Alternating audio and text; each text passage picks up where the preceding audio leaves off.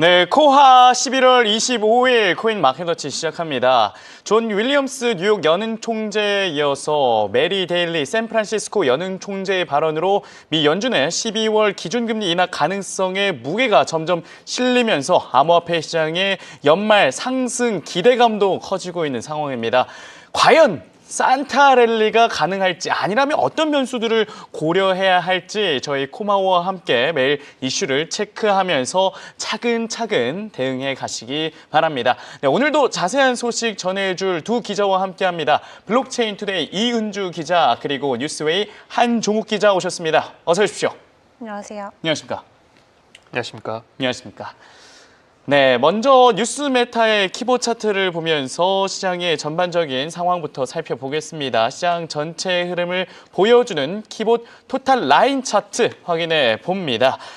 네, 단기 추세선인 주황색 RSI 라인이 올라갔다가 점점 하락하는 모습 보여주고 있습니다. 다만 괜찮은 건 장기 추세선인 초록색 시그널 라인이 유지를 하고 있는 모습을 보여주고 있는데요. 장단기적으로 엇갈림 흐름 보여주고 있는데 만약에 이 시그널 라인까지 떨어지면 좀 위험한 상황이다. 이렇게 말씀드릴 수 있겠습니다.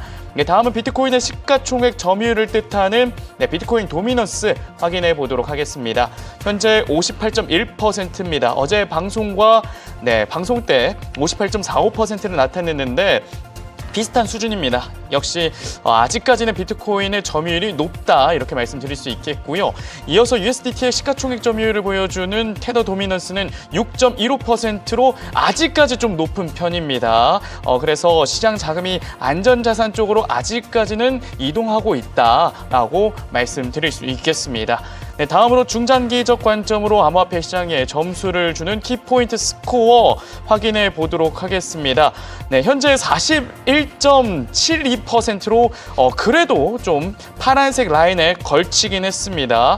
어제 당시에는 횡보세를 보일 것으로 나타내는데 오늘 같은 경우에는 중장기적으로 상승할 것이다. 이렇게 전망을 나타내고 있고요. 반면 단기적 관점의 라이브 키포인트 스코어 같은 경우에는 마이너스 2.86%로 어제 저녁 마이너스 4.34%보다는 상승했지만 여전히 단기적 관점으로 횡보할 것이다. 이렇게 분석이 되고 있습니다.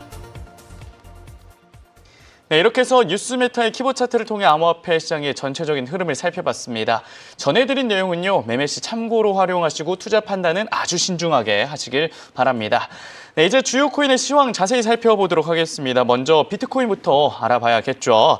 네, 일요일, 월요일 이틀간 반등을 했지만 여전히 좀 약세의 흐름을 보이고 있는 비트코인입니다. 그동안 이 비트코인이 왜 이렇게 하락을 한 걸까요?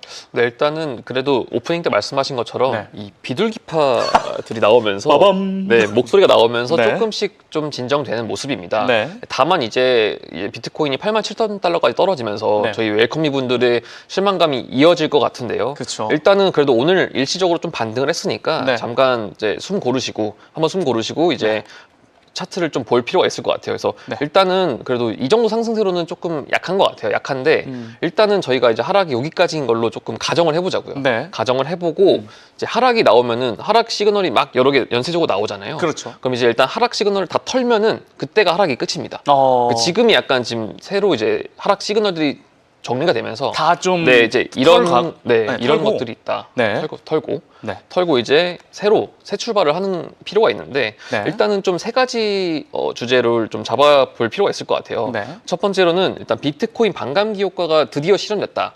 이게 조금 있었고 이제 두 번째로는 트럼프 레임덕 위기감이 계속해서 미국에서 고조되고 있다. 세 번째로는 저희 이제 비트코인이나 이더리움을 사모았던 그 DAT 기업들의 재무 건전성 위기가 부각되면서 이런 그래도 2주 동안의 약세가 이어졌던 걸로 보이는데 일단은 좀 비트코인 반감기 효과가 뭐냐라고 좀 궁금해하실 분들이 계실 것 같아요.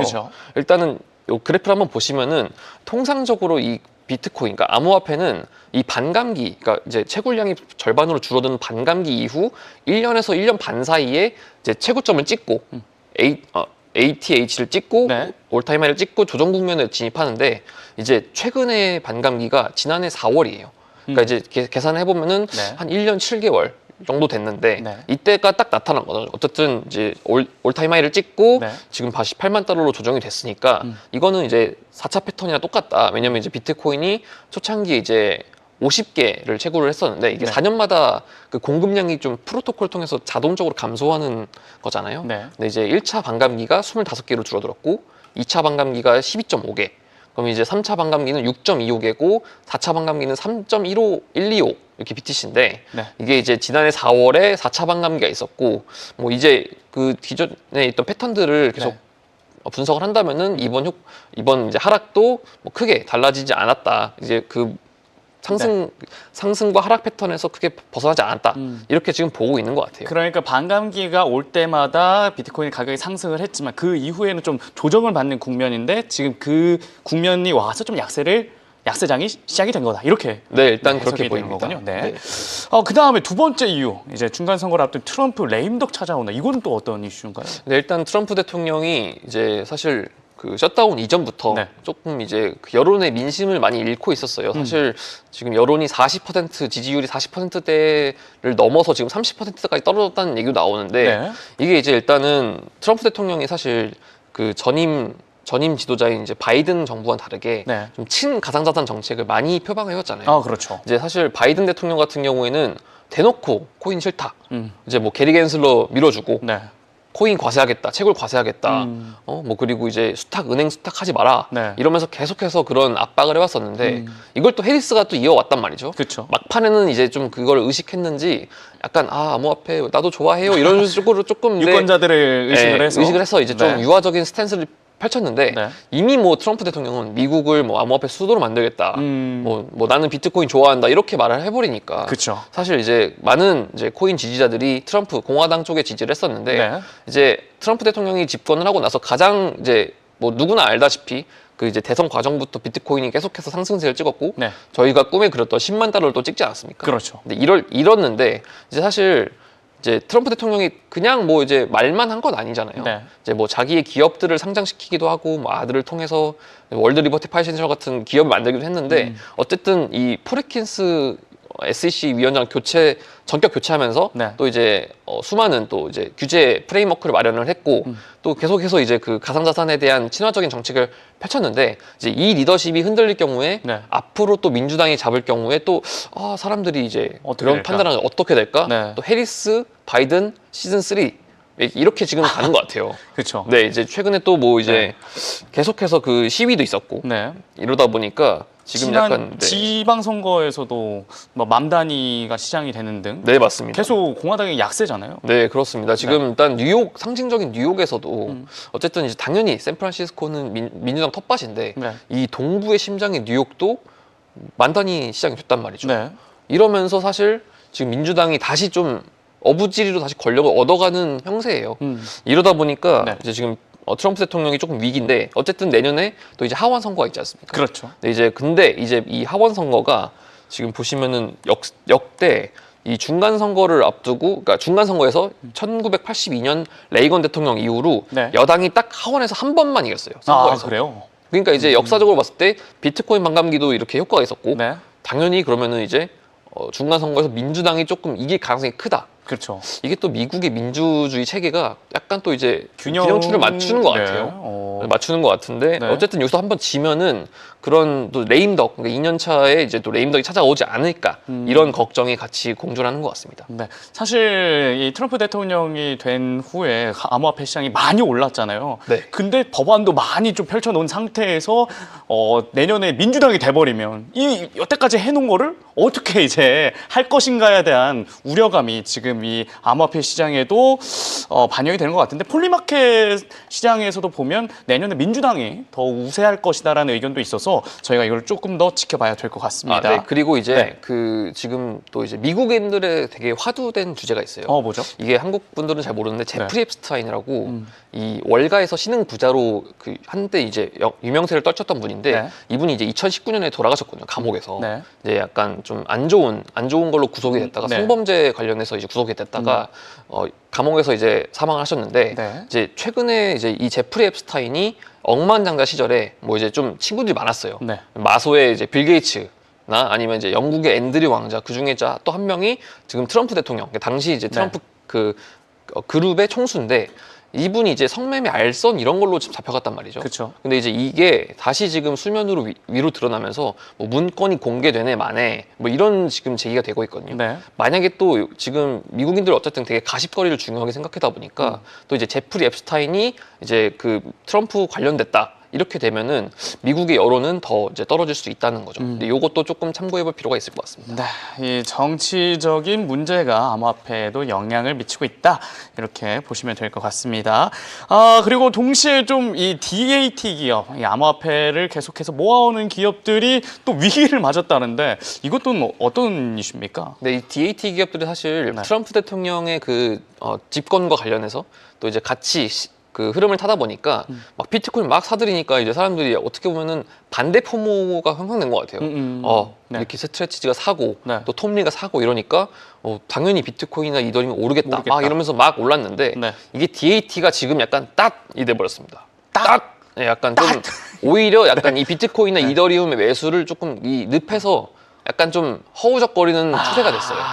근데 이게 왜냐면은 네네. 과도한 레버리지로 이제 상승세를 이렇게 결혼을 했는데 지금 이게 DAT 기업들이 과연 오랫동안 살아남을 수 있을 것인가? 이 프레임이 가장 지금 이 DAT 업계에서 주목받고 있거든요. 왜냐하면은 네. 일단은 기본적으로 스트레치지도 조금 문제가 많은 게 DAT 기업의 네, 대표적인 전환사채를 발행을 하고 코인을 사는 거예요. 네. 그러니까 미래의 빚을 지고, 그러니까 빚을 지고 그 현재로 이제 그 돈을 모아가지고 당장 비트코인을 사는 건데 네. 이게 이제 지금 전환사채나 우선주가 지금 8%에서 10%의 높은 배당 수익률입니다. 그러니까 이걸 스트레티지가 줘야 돼요. 많이 줘야 되네요. 네, 꽤 많이 줘야 되죠. 투자자들이나 뭐. 네. 그리고 이제 양이 많다 보니까 네. 일단 우선주도 굉장히 종류가 많은데 뭐 그러니까 STR이 이제 스트레티지 그 티커고 네. STRD, STRC, 뭐 STRK 네. 이렇게까지 계속 발행을 하고 있는데 이게 계속 발행을 할 경우에 지금 스트레티지가 발표한 자료에 따르면은 네. 거의 매년 이제 연간 이제 7억 3,100만 달러를 이게 계속 지급을 해야 돼요. 그러니까 이게 지금 어쨌든 스트레티지가 명확한, 그러니까 어쨌든 소프트웨어 공급 기업인데 네. 비트코인만 갖고 있잖아요. 그렇죠. 비트코인만 갖고 있는데 비트코인 가격이 떨어지고 스트레티지 주가도 지금 200달러로 밑으로 내려갔고 네. 그랬는데 또 연간 7억 달러의 상당의 돈을 계속해서 내야 된다? 네. 이거는 굉장히 부담이라는 거죠. 그렇죠. 그렇다면 이 연간 7억 달러 이상의 돈을 지급해야 되니까 유동성 부족 때문에 비트코인 매도 압력도 발생할 수도 있겠네요. 네, 그래서 이번 네. 주에는 이례적으로 스트레티지가 코인을 사지 않았습니다. 비트코인. 트윗은 남기긴 했는데. 네, 트윗을 남기긴 했는데 사지 네. 않았다는 좀 얘기가 나오고 있고 네. 일단은 최근에 또 발행을 하고 앞둔 이 STRE가 네. 영국에서 발행이 돼요. 근데 보통 이제 영국이요. 네. 미국에서 이제 미국 상장 기업이니까 미국에서 발행을 하는데 이걸 이제 영국에서 발행을 하는 것 자체가 조금 이례적이다. 이제 스트레티지가 그다지 좋은 상황은 아닌 것으로 지금 분석가들은 보고 있고 네. 또 최근에 아까 말씀드렸다시피 200달러를 밑으로 떨어지면서 이 상환 리스크가 또 불거지고 투자자가 또 이제 조기 상환 청구권이나 네. 그 우선주의 높은 배당 수익률을 고려해서 한다면은 또 이제 DAT 대장인 스트레티지가 만약에 이제 비트코인을 매도할 경우에 이제 시장이 다시 한번 비둘기들이 또 날아왔는데 네. 갑자기 버드 스트라이크를 맞은 거예요. 이게 그런 추세가 될 수 있기 때문에 비유가 적절하네. 네, 이게 지금 스트레티지의 자금 조달 지속성이 지금 계속해서 화두에 오르고 있다. 네. 네, 이러고 있는 것 같습니다. 그렇다면 그래도 이 스트래티지가 잘 버텨주길 바라야 되는데 그래도 여전히 높은 금리나 기대감이 있습니다. 이게 그래도 비트코인 시장을 올려줄 것 같다고 보시죠? 네, 일단은 이번 주는 이제 분석가들이 말하길 그러니까 비둘기파와 그 빅테크의 반격이다. 네, 이렇게 평을 했습니다. 네. 아무래도 이제 그 뉴욕 총재나 샌프란시스코 총재 같은 이제 굵직굵직한 연은의 총재들이 계속해서 이 노동시장 압력을 주장하다 보니까 또 이제 계속 금리나 기대감이 나오고 있죠. 그래서 제가 지난주에 언급했던 것처럼 네. 40%까지 떨어졌는데 이게 다시 또 80%까지 올랐어요. 이게 약간 좀, 네, 이 정도 되면은 네. 약간 사실 예측을 하는 게 의미가 없지 않나. 이게 너무 바뀌고 너무 네. 쉽게 돌아서고 하니까. 그쵸. 그런데 어쨌든 크리스토퍼 월러 이사도 지금 노동시장이 여전히 취약하다는 점이 최근 데이터로 확인이 된다. 네. 이게 아마 연준 데이터 같아요. 음. 이게 현재 재무부는 이제 셧다운된 지도 얼마 안 됐고 네. 해제된 지도 얼마 안 됐고 데이터도 나오지 않았으니까 연준의 기본 근거 같은데 이걸 통해서 지금 다음 달 FOMC 회의에서 금리 인하를 주장할 예정이다. 이렇게 못을 박았거든요. 그러다 보니까 지금 또 이제 금리 인하도 기대감이 있고 지난주에 어쨌든 엔비디아도 방어를 잘했지 않았습니까? 그렇죠. 그런 것들이 조금 묶이면서 어쨌든 좀 심리적 지지선은 형성되고 있다. 이렇게 지금 보이는 것 같습니다. 네, 이렇게 해서 비트코인 이슈를 저희가 살펴봤습니다. 다음은 이더리움 이더리움 보기 전에 죄송합니다. 이더리움 보기 전에 우리 온체인 데이터를 봐야겠죠. 쭈 기자. 이 온체인 데이터상 비트코인 거래 흐름 좀 살펴주시죠. 네, 그래도 간밤에 좀 비둘기파적인 정말 발언들이 네. 시장의 상승을 이끌어줬습니다. 비트코인 거의 9만 달러까지 다시 반등하는 모습을 보이다가 네. 지금은 8만 6천 달러 부근에서 거래가 되고 있는데 간밤 포착이 됐었던 주요 온체인 시그널들 그리고 차트적인 관점까지 함께 풀어드리도록 하겠습니다. 네. 자, 일단 간밤에도 이 블랙락의 추가적인 이체 건이 온체인 상에서는 화제가 됐습니다. 비트코인뿐만 아니라 이더리움까지 동시에 코인베이스 프라임으로 이체하는 모습이 포착이 됐고요. 예전에도 한번 설명드렸긴 했지만 이 코인베이스 프라임은 대규모로 기관들이 좀 전용적으로 사용할 수 있는 서비스를 제공하는 곳이어서 네. 아주 좀 조용하고 안전하게 좀 물량들을 털어낼 수 있는 그런 곳이기도 합니다. 은밀하게 위대하게요? 네, 맞습니다. 왜냐하면 이런 기관들의 물량은 워낙 크기 때문에 그냥 뭐 우리가 거래하는 업비트, 바이낸스에서 거래해버리면 순간적으로 출렁일 수밖에 없잖아요. 쇼크가 나올 수 있군요. 네, 그래서 OTC처럼 장외 거래소처럼 기관들이 따로 조금 서비스를 받아볼 수 있는 곳인데 네. 이 코인베이스 프라임으로 이체했다는 것은 사실상 매도 물량으로 우리가 좀 생각을 해보긴 해야 됩니다. 네. 그래서 블랙락 같은 경우는 간밤에도 추가적으로 이체 건수 체크가 됐었는데 상황이 이렇다 보니까 이번 11월 들어서 기관들의 매도 물량이 엄청났다라는 데이터를 확인을 해볼 수가 있었습니다. 네. 이 ETF 기업들의 매도 물량 어느 정도였냐? 원화 기준으로 4조 원을 돌파했습니다. 4조 원이요? 네, 오늘 25일이잖아요. 네. 그렇기 때문에 아직 한 달을 꽉 채우지도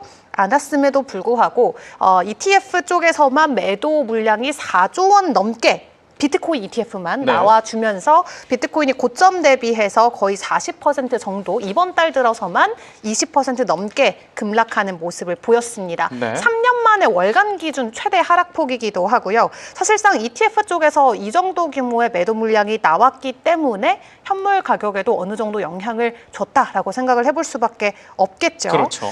그렇기 때문에 역대 기준으로는 두 번째로 많은 월간 물량이 시장에 쏟아졌는데요. 네. 이 ETF 쪽에서 물량이 나가는 것과 실제 비트코인의 가격이 떨어지는 것의 상관관계를 좀 맺어보니까 네. ETF 쪽에서 10억 달러가 평균적으로 빠질 때마다 비트코인은 한 3.4% 정도의 하락을 늘 보여왔다고 합니다. 네. 그렇기 때문에 ETF의 이 현물 유출량이 결론적으로는 비트코인 가격에 영향을 주고 있다라는 결과로 도출을 해볼 수가 있겠고요. 네. 이렇게 11월처럼 뭐 4조 원 가까이가 매도됐던 한 달은 확실히 현물 측면에서도 조정에 대한 가능성이 커질 수밖에 없는 한 달이었다 생각을 해볼 수가 있겠습니다. 네. 그리고 레버리지 쪽 같은 경우도 뭐 현물 ETF 못지않게 엄청난 매도와 청산 사태가 계속해서 이어졌었는데요. 네. 바이낸스 쪽에 이 미결제 약정만 놓고 보더라도 현재 강한 투기가 완전히 과열된 모습을 체크를 해볼 수가 있겠습니다. 이 오픈 이자라고 불리는 미결제 약정 50억 달러 규모가 한 번에 증발을 했고요. 이번 조정이 좀 얼마나 폭력적이었는지를 사실 이 OI를 통해서도 느껴볼 수가 있겠는데 네. 이렇게 레버리지가 대청소되고 나면은 이제 숏쟁이도 없고 롱쟁이도 없고 이제 우리는 가볍게 쟁이들이 다 사라져서 이제 우리 가볍게 날아올라 할 수 있을 것 같은데 네. 사실상 또 그렇지도 않다. 이게 레버리지가 깨끗하게 정리가 된다고 또 우리가 무조건 고를 외칠 수 있는 상황도 아닙니다. 여기에서 꼭 뒷받침해줘야 되는 게 현물 쪽에서의 거래량 급증입니다. 그러니까 현물 쪽에 대한 물량이 없이 선물 쪽의 데이터가 정리됐다고 무조건 가격이 가는 건 아니고 현물 쪽에서 다시 한번 거래량이 올라와줘야 되는데 다행히도 일단 바이낸스에서 11월 돼서는 현물 쪽의 거래량이 조금씩 들어가고 있는 데이터들이 나오고 있어서 일단 투기성 레버리지가 빠진 거는 확실하니까 여기서 다시 한번 겸손하게 다 같이 차근차근 현물을 통한 거래량 증가로 인해서 좀 가격 상승을 만들어 가봐야겠습니다. 10배, 100배 이제 좀 무섭잖아요. 얼마나 변동성이 심했습니까? 그러니까요. 그러니까 이제 앵커님도 좀 정리하시고 포지션. 네? 근데 오늘 리플은 그래도 좀 나쁘지 않나? 좀 이따 리플 너무 좋죠. 네, 리플 이따가 이야기해드릴게요. 드릴게요. 네. 리플도 많은 일들이 지금 일어나고 있습니다. 네. 자, 그래서 어쨌든 지금 ETF 쪽으로 빠질 물량들 11월에 시원하게 다 빠졌고요. 레버리지도 깨끗하게 청소가 다 된 상황. 자, 그렇다면은 이제 우리 수급의 주체가 되는 사람들, 이 고래들, 뭐 새우들, 정말 나노 단위로 가서 플랑크톤까지 우리가 보통 분류를 하곤 하는데 플랑크톤 보이지도 않잖아요. 그렇죠. 바다 미생물. 네. 우리들의 수급 주체들은 현재 어떤 좀 움직임들을 보여주고 있는지 데이터를 통해서 체크를 해보도록 하겠습니다. 네. 자, 먼저 고래들부터 보도록 할 텐데요. 큰손 고래들 최근까지도 매도 물량을 이어가고 있는 게 포착이 되고 있죠. 10,000개 이상의 비트코인을 보유하고 있는 지갑, 지속적인 매도세를 계속해서 보여주고 있습니다. 보통 10,000개 이상이면 우리가 기관이나 기업 지갑으로 분류를 합니다. 네. 거의 국가 단위의 물량이다 생각을 하시면 될 것 같은데 일단 큰 손들은 계속해서 물량을 팔고 있고 또 우리 귀여운 플랑크톤 분들, 저 같은 분들 이제 한 개 미만의 비트코인, 1개 미만이시죠? 한 개 완전 미만이죠. 0.00 뭐 이렇게 비트코인 아닐까요? 이거? 네, 네. 우리 플랑크톤, 우리 같은 플랑크톤들도 최근까지 계속해서 좀 매도세가 나왔었습니다. 그러니까 완전 소액 투자자들, 사실 소액은 아니에요. 비트코인이 너무 비싸서 그러니까요. 제 기준 정말 크게 투자하고 있는 건데도 1억 얼마인데. 그럼요. 근데 어쨌든 이제 우리 같은 리테일 투자자들 그리고 아예 기관들은 다 매도를 하고 있고 누가 사주고 있나를 보니까 딱 중간 사이즈 정도 되는 지갑에서 계속 매수세가 나오고 있더라고요. 그래서 중간 사이즈라고 하면 10개에서 1,000개 정도의 비트코인을 보유하고 있는 이제 여기는 개인이 될 수도 있고 기업, 기관이 또 될 수도 있습니다. 근데 이 중간 규모의 매수자들이 계속해서 시장에서 매수 물량을 받아주면서 일단 다행히도 비트코인이 8만 달러에서 추가 하락을 하지 않은 채 반등을 해주는 모습이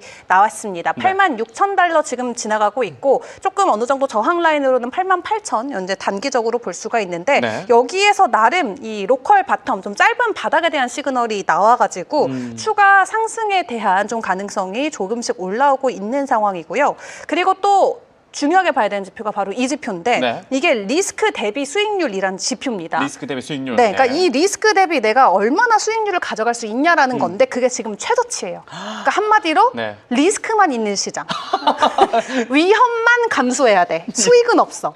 이럴 때 레버리지 들어가면 진짜 큰일 나는 거죠. 큰일 나는 거죠. 큰일 나는 거죠. 하이 리스크 하이 리턴이 아니고 하이 리스크 노 리턴. 노 리턴? 지금 노 리턴 시장. 뭐야 이거? 네, 그 정도로 지금 투자하면 그냥 다 잃는 시장이다. 기부인가요?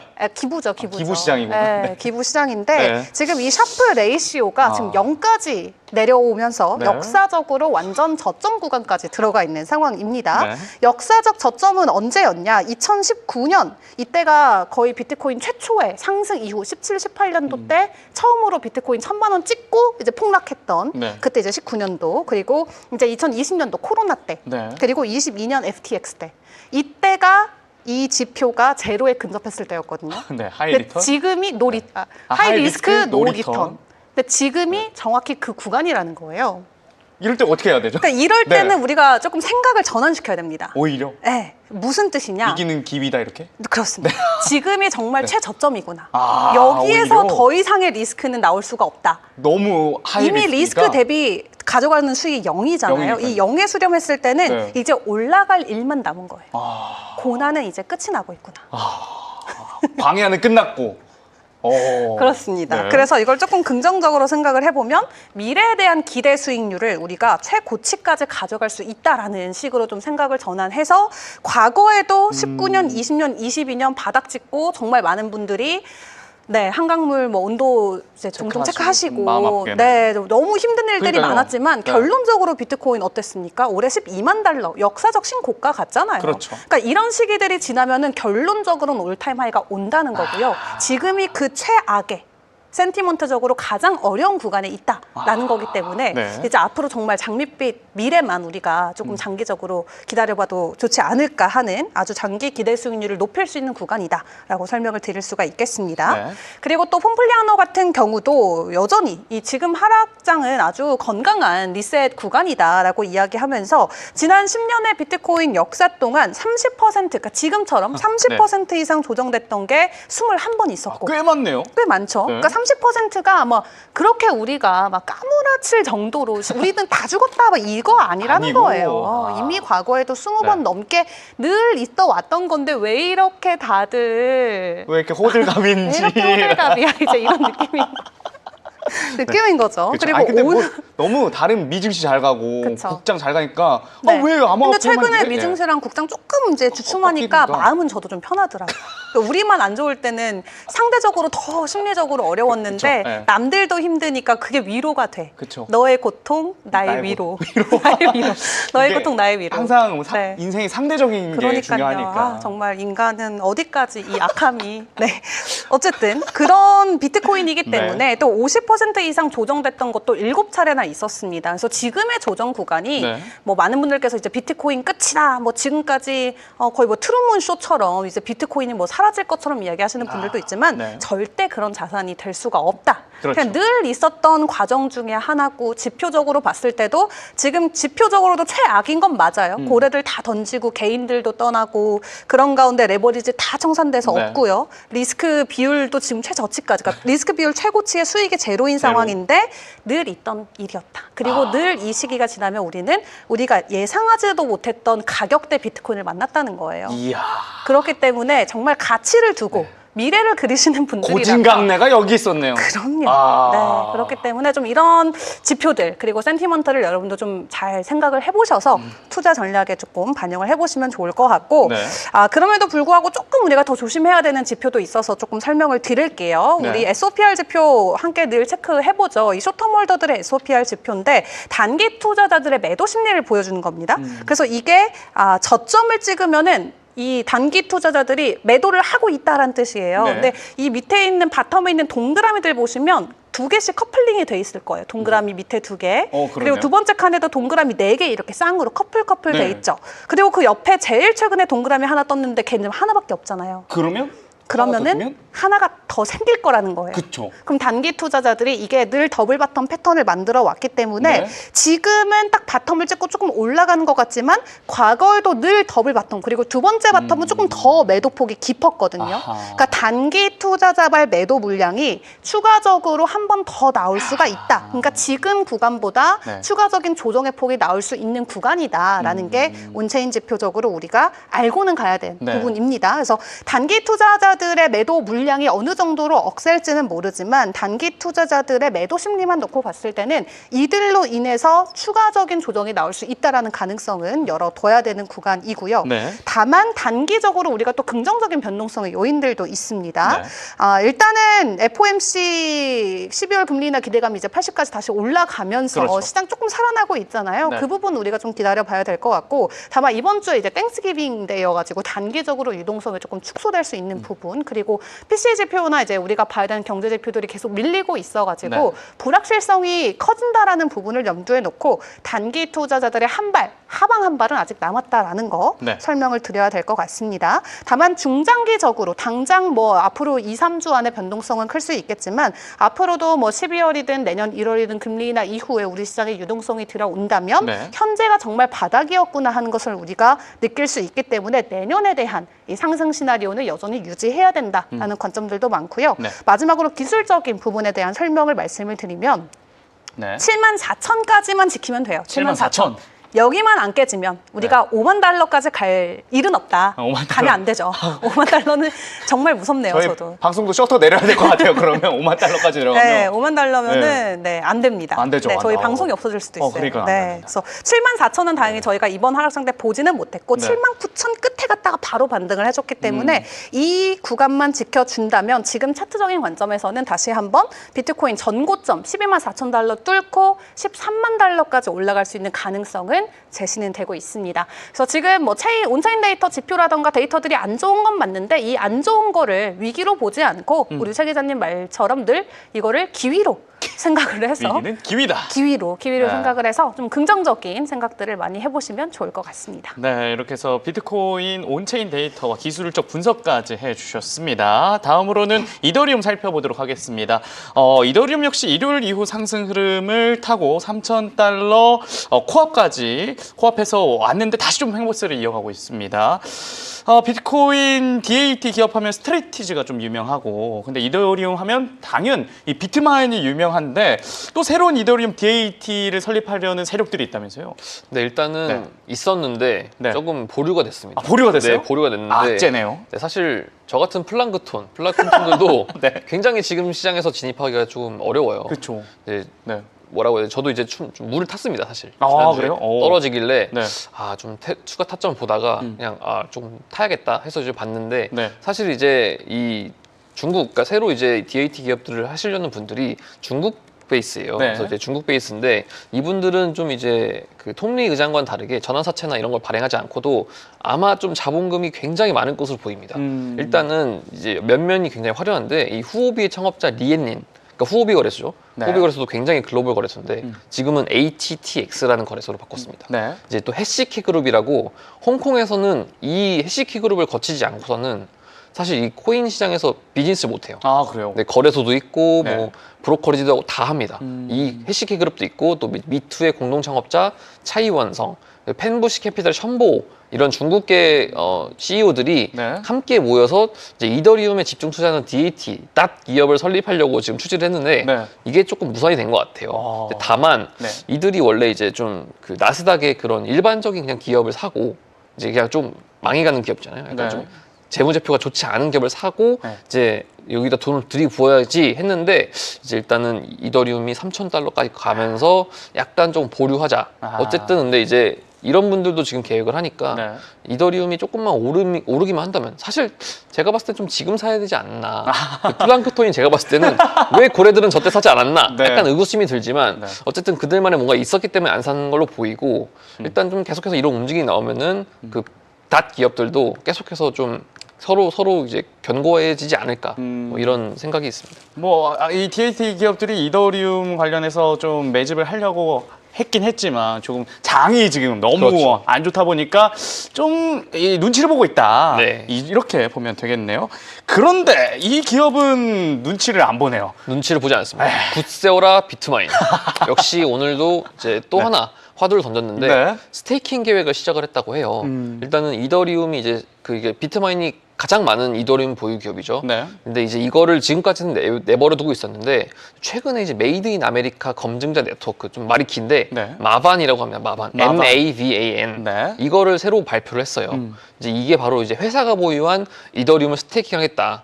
이렇게 선언을 한 건데 일단은 이더리움이 너무 많다 보니까 일단은 이게 뭐 해킹이 되면 좀 리스크 하잖아요. 그렇죠. 그래서 일단 소량의 이더리움으로 이 프로그램을 테스트하기 위해서 3개의 파일럿 파트너를 선정을 했다고 하니까 일단은 이 이더리움이 또 대규모로 스테이킹 되게 한다면은 뭐 어쨌든 비트마인의 그 재무 건전성도 다시, 그러니까 비트코인과는 달리 어쨌든 스테이킹으로 4%에서 5%달러는 수익이 계속 들어오기 때문에 또 재무 건전성이 또 좋아질 것 같아요. 일단 3분기에도 실적이 나쁘지 않았어요. 나쁘지 않았고 다만 이더리움만 하락한 건데 또 톰리가 의미심장한 말을 합니다. 어떤 말이죠? 톰리 CEO가 유동성 들어오면 회복될 것.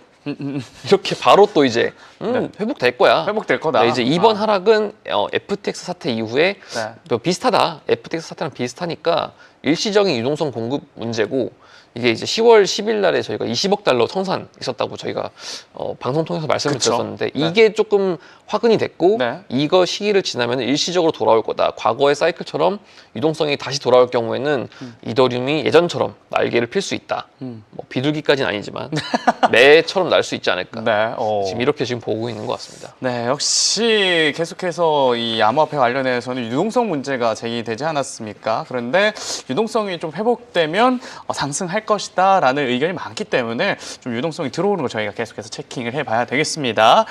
네, 이더리움 관련해서 이제 온체인 데이터를 좀 확인을 해봐야 될 것 같은데 어떻습니까, 상황? 이더리움 같은 경우도 사실상 뭐 마냥 나쁘지도 또 마냥 좋지도 않은 그런 지표들이 엇갈리게 포착이 되고 있습니다. 일단 이번 주에 세일러가 매수를 쉬어가줬지만 비트마인은 지난주만 이더리움 7만 개를 매수해주면서 이번 주도 여전히 좀 매수에 대한 예고성 멘트들을 계속해서 날리고 있습니다. 이제 총 보유량이 300만 개를 넘어서면서 1등 기업으로 계속해서 그 위치를 키워가고 있는 상황이고요. 네. 굉장히 업계 가장 큰 손이라고 불리고 있는 비트마인이 적극적인 매수세를 계속 보여주면서 네. 다행히도 구조적인 수요는 좀 탄탄하게 보여지는 것 같은 효과가 나타나고 이 있습니다. 정도면 비트마인을 이름 바꿔야 될 것 같아요. 이더마인으로. 이더마인. 왜 안 바꿀지 모르겠어요. 그러니까 처음에 이제 비트 쪽으로 출발을 해서 그쵸. 비트마인인데 제가 네. 봤을 때 어느 순간 이더마인으로 바꾸지 않을까, 리브랜딩하지 않을까. 저도 그렇게 예측을 네. 합니다. 근데 비트마인이 비트코인도 들고 있어요. 사실 그래요? 이더만 있는 기업이 아니고 비트도 있어서 네. 네. 비트. 네, 어쨌든 나중에 제가 장명 한번 해드리도록 하겠습니다. 네. 지금 살짝 생각났는데 네. 어쨌든 이제 이더마인이 되는 그날까지 계속 네. 적극적인 매수 부탁드리고요. 네. 자, 스테이킹 쪽에 대한 좀 내용을 전달을 드려야 될 것 같은데 이더리움은 스테이킹 물량이 굉장히 중요합니다. 스테이킹은 이제 팔지 못하게끔 이렇게 락업을 해놓는 거예요. 그쵸. 그래서 맡겨놓고 투자자들은 그거에 대한 이자를 받고 네. 그럼 맡긴 물량에 대한 거는 단기적으로 매도가 안 되기 때문에 스테이킹 물량이 커지면 이더리움의 그쵸. 가격은 상승한다. 이제 이렇게 생각을 해주시면 되는데 이 스테이킹 플로우를 보면은 11월에 사실 급락을 한 모습을 만나볼 수가 있습니다. 네. 지금 거래소에서 스테이킹으로 갔다가 그게 지금 사람들이 이제 스테이킹 취소하겠다, 스테이킹 이제 언스테이킹 하겠다라고 해서 물량을 돌려받고 있는 상황인데 네. 이렇게 되면 이더리움 현물 가격에는 당연히 하방으로 작용이 될 수밖에 없는데 왜 11월에 유독 더 하락한 것처럼 느껴지냐를 놓고 봤을 때 지난 10월에 조금 이례적으로 너무 많이 증가가 됐었던 부분들이 있었어요. 스테이킹이요? 네, 왜냐면 생각해보면 우리가 지난 10월 10일을 영원히 잊을 수 없지만 그 전에 비트코인과 이더리움은 신고가 랠리가 있었습니다. 비트코인이 12만 4천 달러가 10월 첫째 주 첫 거래일부터 빠바박 나왔기 때문에 이제 그때까지만 하더라도 시장 분위기 너무 좋았거든요. 그쵸. 그래서 사람들이 이더리움 쭉 가겠구나. 여기서 이자놀이라도 하자 하고 네. 이제 스테이킹을 딱 맡겼다가 이제 그때 갑자기 청산과 함께 엄청난 가격 하락이 나왔죠. 나오니까 그래서 바로 언스테이킹. 네, 언스테이킹 또 하는데 이것도 네. 돌려받으려면 최소 20일에서 막 밀릴 때는 3, 40일까지 가니까 그게 이제 11월이 된 거예요. 10월 초에 가격 올라서 신이 나서 맡겼다가 이제 10월에 이제 박살이 나면서 네. 아니다, 나 이거 빨리 빼야겠다. 이러다가 그러니까요. 내 실현 가격도 못 챙기겠다. 뭐 이자냐? 네. 안 받아도 된다. 네, 그냥 차라리 수익 실현이라도 하자라고 이제 언스테이킹 했던 물량들이 11월에 쏟아지면서 그쵸. 보시는 차트처럼 11월 돼서는 이렇게 쭉 내려오는 그런 모습이 스테이킹 쪽에서는 보여지고 있습니다. 네. 실제로 가격도 이때 급락을 했죠. 스테이킹의 물량들이 엄청 많이 밖으로 쏟아지면서 4,000달러대 있었던 이더리움 가격이 2,700달러까지 급락하는 모습이 나왔고요. 네. 물론 스테이킹 때문에 가격 하락이 다 나왔다라고 말할 수는 없지만 뭐 ETF부터 다양한 요인들이 이더리움 가격 하락에는 큰 영향을 미친 것으로 생각을 해볼 수가 있겠습니다. 네. 그리고 또 굉장히 재밌는 표 중에 하나는 거래소 안에서 이 투자자들의 실현 가격 차이가 상당히 많이 나고 있다는 거예요. 네. 그래서 대표적으로 바이낸스와 OKX의 사례를 챙겨볼 수가 있겠는데 바이낸스 같은 경우는 평균 단가가 이더리움 보유하고 있는 보유자들의 평균 단가가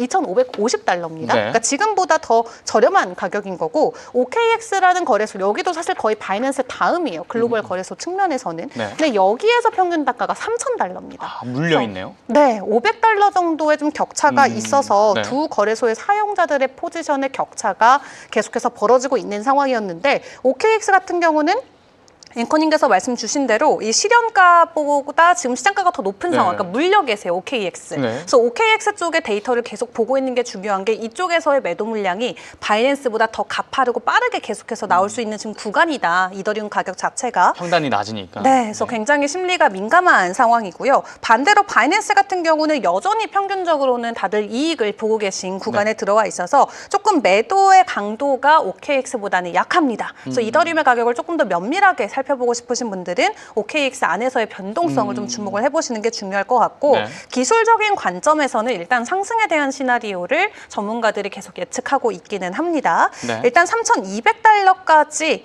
목표가를 잡고 추가 상승에 대한 기대감을 키워보자라는 내용도 있고요. 2,786달러 선을 우리가 긍정적으로 잘 지켜주는 게 중요한데 일단 간밤에 추가 상승을 해주면서 이더리움 지금 2,800달러 선을 지나가고 있습니다. 다른 차트적인 관점에서도 1차 목표가가 3,200달러, 2차 목표가가 3,800달러로 다시 한번 이더리움의 강한 가격 상승에 대한 네. 기대감이 기술적 분석에서는 포착이 되고 있거든요. 네. 그래서 당분간 좀 변동성 함께 주의를 해보시면서 차트적인 관점에 대한 내용들도 적용을 해보시는 게 좋겠습니다. 네, 이더리움 같은 경우에는 현재 2,877달러 선에서 거래가 되고 있습니다. 이더리움 이렇게 해서 온체인 데이터 상의 흐름 살펴봤고요. 다음으로는 XRP 리플 확인해 보도록 하겠습니다. 드디어 이 XRP ETF 호재가 좀 반영이 되는 건지 지금 월요일부터 화요일 이렇게 해서 내내 한 7%씩 오르는 리플입니다. XRP 관련된 이슈 살펴주시죠. 네, 일단 이 정도면은 SEC한테 좀 보너스를 줘야 될 것 같아요. 그렇죠. 어쨌든 네. 셧다운 이후에 가장 잘한 게 이제 리플 관련 현물 ETF 승인이 아닐까. 네. 사실 이제 TGA 계정을 풀어주길 바랬는데 어쨌든 SEC라도 계속 일을 하니까 네. 계속 리플이 밀어 올라주고 있어요. 네. 근데 일단은 또 상장 예정입니다. 일단은 리플도 또 날개를 달 것 같아요. ETF라는 날개를 달아줘 리플. 리플까지는 아닌데 네. 지금 또 이제 현물 ETF인 그레이스케일과 프랭클린 템플턴의 GXRP 그리고 이제 XRPZ가 새로 상장됩니다. 근데 이제 이게 이제 캐너리 캐피털이 13일에 됐고 20일 날에 이제 비트와이즈가 상장을 했는데 네. 이번에 상장되는 거 세 번째, 네 번째 현물 ETF 출시란 말이에요. 네.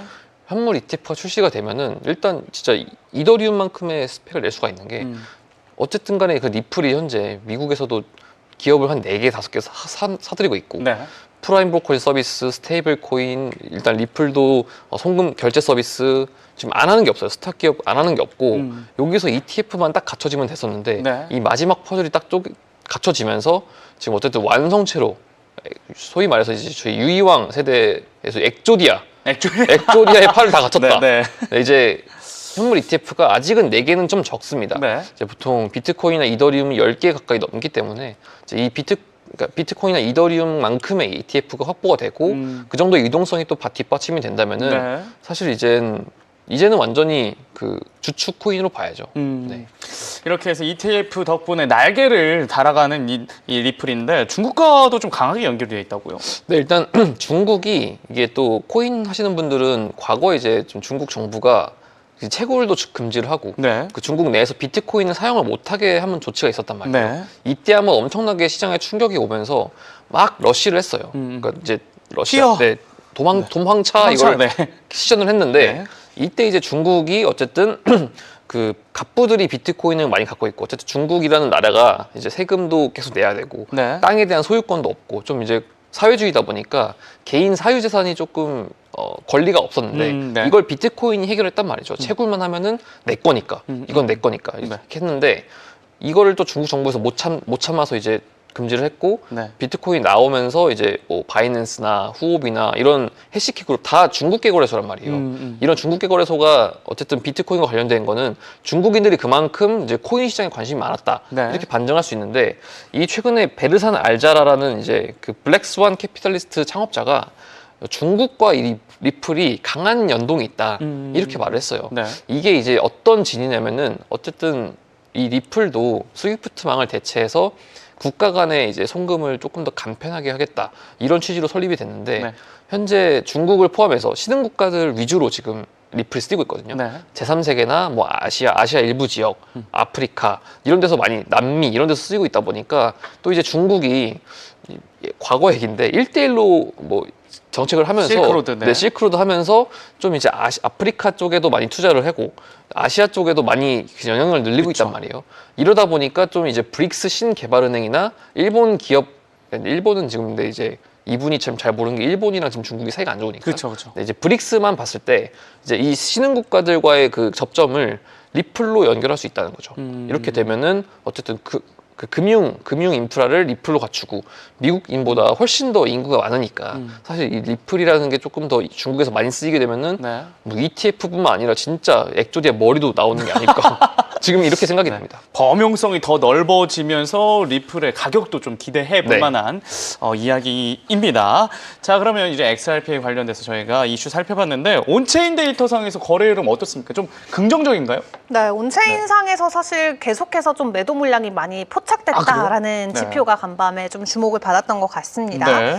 리플이 2달러가 일시적으로 좀 깨지는 그런 모습들이 나왔었는데 다행히 앞에서 좀 확인해봤던 이슈들과 함께 리플 간밤 강한 반등을 보여줬죠. 지금 가격은 2.2달러까지 좀 우뚝 올라선 모습인데요. 다만 10월 중순부터 해서 11월 초까지 비트코인의 가격 하락과 함께 리플도 좀 강한 조정이 나오자 대부분 손실을 보면서 매도를 한 것으로 온체인에서 포착이 됐습니다.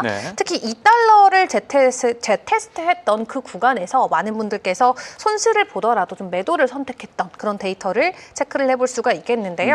다행히도 그 불안했던 구간을 지나서 지금은 2.2달러까지 올라온 상황인데 확실히 2달러에서 좀 강력한 좀 매수 지지세가 있는 것 같다라는 분석과 함께 일단은 2.5달러대까지의 가격 상승이 나올 수 있다라는 차트적인 관점 나오고 있습니다. 일단 방향성 자체는 상승으로 약간 단기적으로는 기울어져 있는 상황이기 때문에 추가 상승이 가능할지 이제 XRP ETF 4종 현재 출시가 돼서 거래가 되고 있는데 이쪽에서 좀 긍정적인 거래량이 뒷받침해 준다면 리플 추가적인 상승 충분히 가능할 것 같다라는 관점들이 지배적인 것 같습니다. 네, 이렇게 해서 리플까지 주요 코인의 이슈와 거래 흐름 자세히 살펴봤습니다. 전해드린 내용은 참고로 봐주시고 투자 결정은 신중하게 내려주시길 바랍니다. 네, 이어서 특이점이 포착된 코인을 소개하는 시간이죠. 코인 레이더 지금 바로 시작합니다.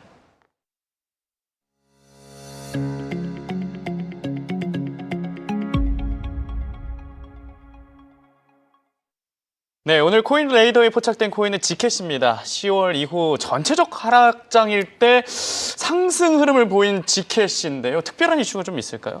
네, 일단은 4,000달러에 비해서는 아직도 멀었다 이렇게 평가를 하지만 그럼에도 불구하고 비트코인이 떨어졌지만 유일하게 상승하는 몇 안 되는 코인인데 일단 이 지켓이가 프라이버시 코인이고 좀 다크 코인이라는 안 좋은 이름이 있지만 굉장히 그 보안성이 출중해요. 출중하다 보니까 또 이걸 바탕으로 웹3 인프라를 구축한다고 합니다. 일단 UX링크라는 곳이 이 프라이버시는 정부, 기관, 글로벌 사용자들에게 필수 요소다라고 하면서 이 지켓시와 협력해서 프라이버시 DID, 프라이빗 소셜 결제, GK 기반 거버넌스 이런 다양한 기반의 그 웹3 인프라를 구축한다고 하니까 요 부분이 조금 더 이제 그 지켓시의 확장성에 기여하지 않을까. 이렇게 지금 보고 있고요. 두 번째로는 또 이제 윙클보스 형제라고 미국에서는 이제 약간 초창기 암호화폐 투자자 겸 과거에 이제 스타트업에 굉장히 유명했는데 이분들이 그 페이스북 관련 이제 아이디어를 주커버그 제기를 한 분들입니다. 아, 그래요? 네, 이 쌍둥이인데 이제 캐머런이랑 이제 또 다른 분이 계세요. 타일러라고. 이들이 이제 그 주커버그가 동문이어가지고 제안했는데 주커버거 날름 먹고 이제 배째죠. 그래서 이제 소송을 붙어가지고 이깁니다. 이겨가지고 이 돈으로 비트코인 산 거예요. 윙클보스 이 형제들이 이겼고. 윙클보스 이겼습니다. 그래서 이제 이들이 간접적으로 운영하는 사이버펑크 테크놀로지스라는 회사가 지켓시를 1,800만 달러를 삽니다.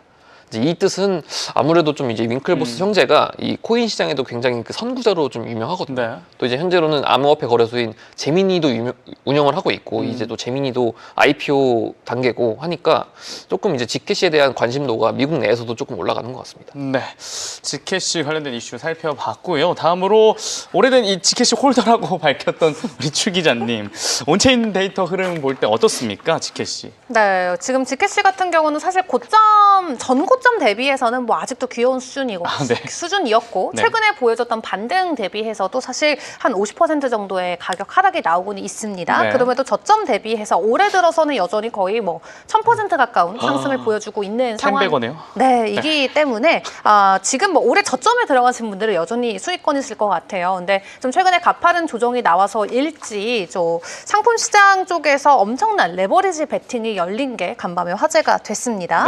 한 대규모로 투자를 이어가는 고래가 이 하이퍼 리퀴드라는 거래소에서 지켓시 10배 롱을 치셨습니다. 10배.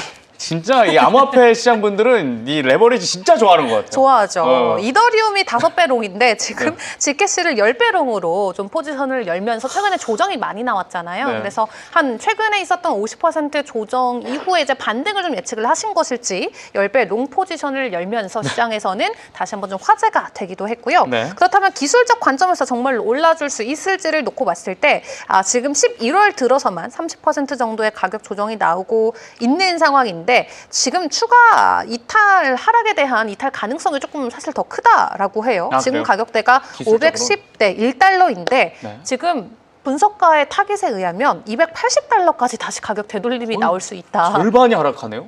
그렇습니다. 네. 제가 이번에 지켓이 막 오르기 시작할 때 제가 팔았다 그랬잖아요. 네, 네. 그때가 190달러였거든요. 그러고 나서 600달러 가더라고요. 그래서 속으로 이거 아닌데 했는데 지금 지켓이 관점적으로는 네. 다시 280달러까지의 조정 가능성. 그러니까 지난 2달 동안 보여줬던 상승분을 거의 그대로 반납하는 차트가 나올 수 있겠다라는 관점도 있어서 네. 물론 이 하이퍼리퀴드에서는 10배롱을 외치는 고래가 있지만 기술적인 관점에서는 조금 더 보수적인 시각이 전해지고 있다는 부분 말씀드려야 될 것 같습니다. 네, 상방과 하방이 엇갈린 분석이 온체인 데이터상에서 나타나고 있다 이렇게 보시면 될 것 같습니다. 자, 이렇게 이은주 한조국 기자가 준비한 소식은 여기까지입니다. 오늘도 웰컴이 여러분의 인사이트 확장에 우리 코마어가 많은 도움이 되었기를 바라며 저는 내일 다시 찾아오겠습니다. 네, 시청해주신 여러분 고맙습니다.